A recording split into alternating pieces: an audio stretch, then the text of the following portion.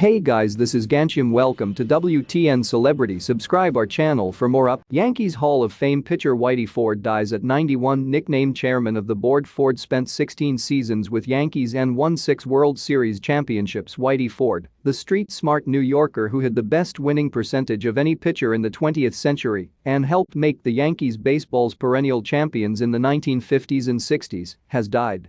He was 91. A family member told the Associated Press on Friday that Ford died at his Long Island home Thursday night.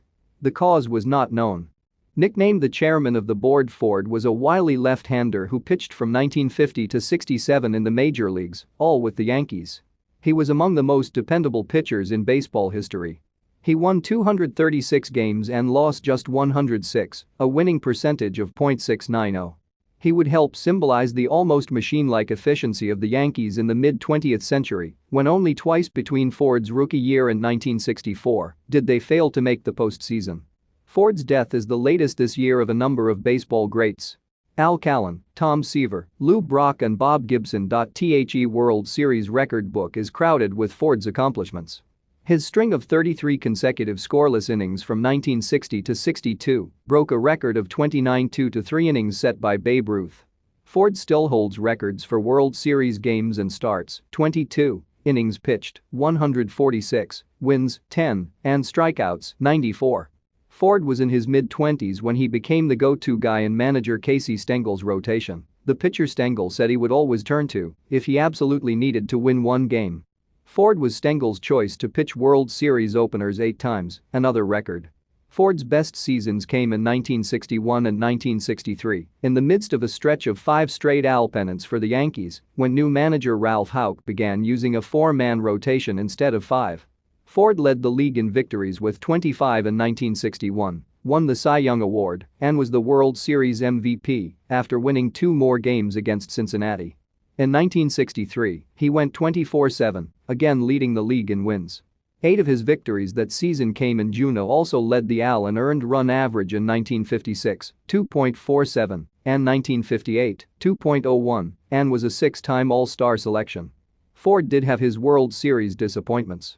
He spoke bitterly of the 1960 championship when he shut out Pittsburgh twice but was used by Stengel in Game 3 and Game 6 and so was unavailable for the finale, won 10-9 by the Pirates after a Bill Mazeroski home run in the bottom of the 9th. In 1963, Ford was outmatched twice by Sandy Koufax as the Los Angeles Dodgers swept the Yankees. Unlike Koufax, Ford was not an overpowering pitcher. Instead, he depended on guile and guts, rarely giving hitters the same look on consecutive pitches. He'd throw overhands sometimes, 3/4 other times, mixing curves and sliders in with his fastball and changeup. To catcher Elston Howard, Ford was the chairman of the board, a nickname that fit Ford's role at the top of the Yankees' pitching staff. Ford would also acknowledge using some special methods to add movement to his pitches, including saliva, mud and dirt, and cutting the ball with a ring. "If there are some pitchers doing it and getting away with it, that's fine by me," Ford told sports writer Phil Pepe in 1987. "If it were me and I needed to cheat to be able to throw the good stuff that would keep me in the major leagues at a salary of about $800,000 a year, I'd do whatever I had to do." After his retirement, Ford briefly worked as a broadcaster and opened a restaurant in Garden City, Whitey Ford's Cafe, that closed within a year. In 2001, actor Anthony Michael Hall played Ford in the Billy Crystal-directed HBO movie 61*, about the 1961 season and the quest of Mickey Mantle and Roger Maris to break Babe Ruth's single-year home run record.